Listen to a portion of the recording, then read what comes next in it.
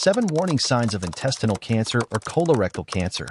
Does your intestine show any of these symptoms that you haven't noticed yet? Find out if your intestine is at risk. It's possible that you're experiencing these symptoms without realizing it. Today, I'll present to you the 7 warning signs of intestinal cancer, also known as colorectal cancer. And why is it so important for you to understand more about this type of tumor? Because besides being the third most common type of cancer, it's the second deadliest. Colorectal cancer, which includes intestinal cancer, is one of the leading causes of cancer death worldwide. According to the World Health Organization, WHO, colorectal cancer accounts for 9.2% of cancer deaths. In 2020, the total number of people diagnosed with cancer reached 19.3 million, with 10 million people losing their lives to the disease. Projections suggest that the number of people diagnosed with cancer will continue to increase in the coming years, and it will be almost 50% higher in 2040 than in 2020. But believe me, it's possible to stay out of these frightening statistics, and this video is the right tool to help you. So, pay attention until the end. This video is divided into 2 parts.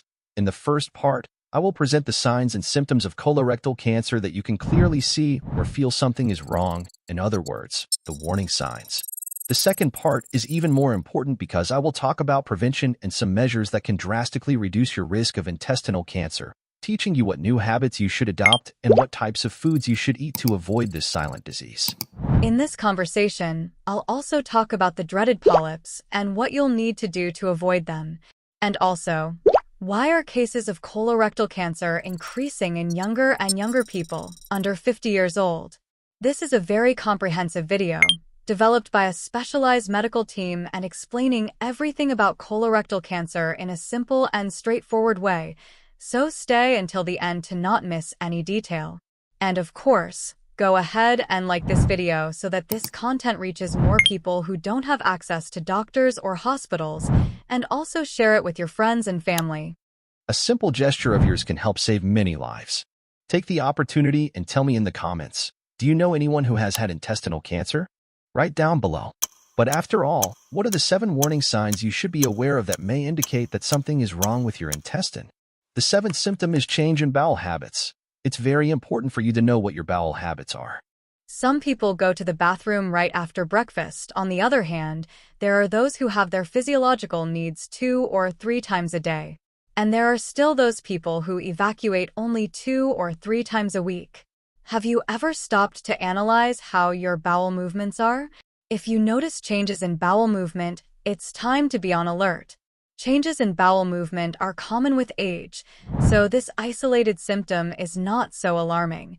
However, be aware, because if these changes are progressing, it is essential to seek medical help. Approximately 65% of people diagnosed with intestinal cancer suffer from changes in bowel movement. These changes in bowel habits can vary from person to person and are directly related to the size, location, and stage of the patient's tumor. Another common characteristic is in the stools. They can change in consistency, color. The person may start going to the bathroom more often, or, in other cases, they may drastically reduce these visits. The main change to be observed is that the person begins to have diarrhea, but it's not caused by a virus and lasts more than a few days. After this period, they become constipated, then have diarrhea again. Something might be wrong. 6th symptom, blood and stool. This is why you should always be attentive to the appearance of your stools. But how so, blood in the stool? What kind of bleeding should be observed carefully? The large intestine is segmented into different parts: the ascending colon, the transverse colon, the descending colon, the sigmoid, followed by the rectum and the anus. A peculiarity of the right side of the colon is that it is longer and stools are more liquid due to the water absorption function the colon performs. Therefore, if the tumor is located on the right side, in the ascending colon, we generally won't present obstruction symptoms. The tumor can cause more bleeding, resulting in anemia or lead to changes in the color of stools, making them black like tar, a phenomenon known as melena, which has a quite unpleasant odor. On the other hand, on the left side, in the descending colon and sigmoid, the colon is narrower and stools tend to be better formed when they arrive. In this region, more visible bleeding can occur, which is noticeable when you defecate and drips into the toilet or when wiping with toilet paper. However, it's important to consider that other conditions may cause this symptom. such as hemorrhoids, anal fissure, or even the consumption of beetroot, which can change the color of stools to red. However, it's crucial to ensure that it's not something serious. One cannot presume that the bleeding is due to your hemorrhoids. Bleeding can vary in intensity, from small amounts of blood in stools to severe hemorrhages. And why can this cause blood in stools? It may be due to tumor ulceration, bleeding from a small blood vessel that irrigated the tumor, injury to the intestine, or even due to excessive straining that increases pressure on the intestinal wall and causes bleeding. I'll repeat, if you see blood in the stools, it's important to see a doctor. It doesn't necessarily mean cancer, but it's better to make sure with a healthcare professional. The fifth symptom is belly pain. If you've never had abdominal pain and now you're feeling strong cramps that don't go away and come and go, or even pain when defecating because of a tumor in the lower part of the rectum, it's important to seek medical help. It might just be a matter of excess gas due to changes in diet, such as increased fiber intake. But if you haven't done anything different and the pain persists, it's important to consult a doctor because it could be a symptom of intestinal cancer. The fourth symptom is fatigue and tiredness. It's not the feeling of being tired from lack of sleep. It's fatigue that persists for a long period, 2 weeks, a month. In the case of intestinal cancer, this fatigue may be due to occult anemia. As I mentioned, the tumor may be bleeding slowly, leading to iron deficiency anemia. It's important to investigate. One of the main causes of unexplained anemia is intestinal cancer. And no, you don't have anemia? Cancer cells consume a lot of energy to multiply rapidly. This can lead to exhaustion. Additionally, they may be consuming your nutrients, which contributes to chronic fatigue and tiredness. So, don't ignore this symptom. The third symptom is abdominal bloating. Swelling in the abdominal region can be a frequent symptom of intestinal cancer. There are several reasons for this. It may be due to the tumor partially or completely obstructing the intestine, which can cause gas and stool buildup. Additionally, the tumor may make it difficult for food and liquids to pass, also contributing to abdominal swelling. This excess gas can cause abdominal pain, such as cramps or even constant pain, so it's best not to ignore it. There are several reasons for abdominal swelling and pain, but it's always wiser to consult a doctor if you're experiencing unusual or frequent abdominal swelling or pain. The second symptom is unexplained weight loss. If you're following a diet and have lost weight, that may be considered normal. I'm referring to weight loss that doesn't have an obvious cause. For example, you weighed 60 kilos and now you're 55 or 53 kilos. There has been no change in your diet, you're not depressed, and you're not exercising more than before. Weight loss due to intestinal cancer can have various causes. First, the tumor can affect the body's ability to absorb nutrients and calories, as if it were a parasite sucking up nutrients for itself. Furthermore, the tumor can produce certain cytokines, such as TNF-alpha and interleukins 1 and 6, which decrease appetite and cause weight loss. The tumor can also increase the body's energy expenditure, leading to the loss not only of fat but also of muscles. Additionally, the tumor can obstruct the intestine, causing nausea and vomiting. The first symptom is a feeling that your intestine has not been completely emptied, known as tenesmus. Even after a complete evacuation, you may feel that something remains stuck, requiring a return to the bathroom. This sensation of incomplete evacuation is common in cases of intestinal cancer because the tumor can partially or completely obstruct the intestine, giving the impression that there are stools present, when in fact it's the tumor itself.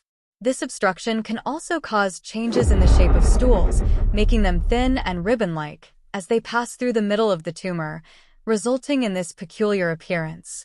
It's important to note that many people with colon cancer do not have symptoms in the early stages of the disease. Therefore, while the absence of symptoms is comforting, it's essential to be aware of risk factors and consider undergoing screening tests to detect the presence of intestinal polyps. These polyps are precancerous lesions of colon cancer and develop on the inner lining of the colon. If the cells of the intestinal mucosa undergo mutations, they can turn into polyps in the colon. Most polyps do not become cancerous, but some can become cancerous over time. It usually takes about 10 years for a polyp to turn into cancer if it's not detected and removed. There are several risk factors for intestinal cancer, and why is it becoming more common in young people? Firstly, age. The risk of intestinal cancer significantly increases with aging as our immune defenses weaken. Therefore, a polyp that was inactive can become cancerous due to low immunity. Secondly, inflammatory bowel diseases, such as Crohn's disease or ulcerative colitis, increase the risk of cancer. 1 in 5 patients with ulcerative colitis has a chance of developing colorectal cancer.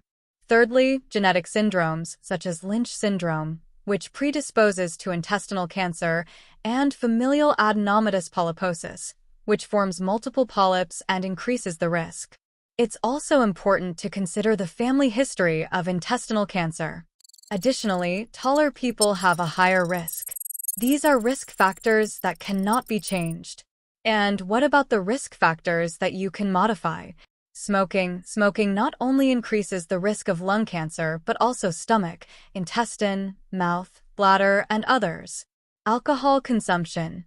It also increases the risk. Sedentary lifestyle. It's important to exercise. Obesity. Diet poor in fruits and vegetables, especially ultra-processed foods, which besides having few fibers, contain many chemicals harmful to health. Also, avoid excessive consumption of processed and red meats, as well as saturated fats. So, why is intestinal cancer increasing so much in younger people, leading the American Society to reduce the initial age for colonoscopies from 55 to 45 years for people with intermediate risk of the disease? Simply put, it's because many people are eating inadequately, consuming many processed foods and few natural foods. Many people are also leading a sedentary lifestyle, which has contributed to the increase in overweight and obesity. Additionally, screening tests have started to be performed earlier and more widely, identifying cases early. So, how can you protect yourself against intestinal cancer? Here are 7 tips, with the last one being the most important. 1. Drink plenty of fluids, especially water, to keep the intestine functioning properly and avoid constipation. 2. Consume plenty of fruits and vegetables, rich in fiber and antioxidants, which speed up intestinal transit and improve intestinal flora health. 3. Reduce consumption of red meats, especially processed ones, which contain sodium and nitrites associated with increased risk of intestinal cancer. 4. Consider including dairy and derivatives in your diet, as recent studies suggest they may offer protection against intestinal cancer. However, if you have lactose intolerance or milk protein allergy, it's best to avoid these foods. The 5th tip is to engage in physical activities and not stay sedentary. Physical exercises improve intestinal function, regulate hormones such as insulin and estrogen, reduce inflammation in the body, help maintain a healthy weight, and decrease stress. All of this contributes to cancer prevention. The 6th tip is to avoid alcohol and tobacco. And the 7th and most important tip is to have regular checkups. At the very least, it's recommended to do the fecal occult blood test, which can detect traces of blood that are not visible to the naked eye. But if you're over 45 years old and are at intermediate risk group, it's even more important to have a colonoscopy done. Why intermediate risk? Because in cases of high risk, such as a family history of intestinal cancer or Lynch syndrome, colonoscopy should be done at an earlier age. The difference between colonoscopy and other screening methods is that it allows the detection and removal of polyps before they turn into tumors. In other words, you can identify and remove a polyp before it becomes cancer. How is a colonoscopy done? The most challenging part of the exam is the preparation, which involves completely cleaning the intestine. You'll need to take laxatives and go to the bathroom several times until the intestine is completely clean. During the exam itself, you'll be sedated to be more comfortable, so you won't feel anything. The doctor uses a thin tube with a camera at the tip to see inside the rectum and colon. First, they inject some air to have a better view. If they find a polyp, they remove it and send it for analysis. If they find a large tumor, they may do a biopsy. The exam takes 30 to 60 minutes. And I want to emphasize again that colonoscopy is a crucial exam, as it can detect polyps before they become cancerous. Look at this interesting graph that shows how countries that perform screening tests have significantly reduced cases of colorectal cancer, saving many lives. This video is important for this reason. It's not to scare anyone, but to raise awareness about the importance of prevention. Detecting a polyp before it turns into cancer can prevent a lot of suffering, such as chemotherapy, radiation therapy, immunotherapy, among others. Early detection increases your chances of successful treatment. When colon cancer is found in the early stages, it can usually be cured in up to 90% of cases. The cost-benefit of colonoscopy is very high. That's why wealthy countries are reducing the age for the first exam. In the end, the government and health insurance save money.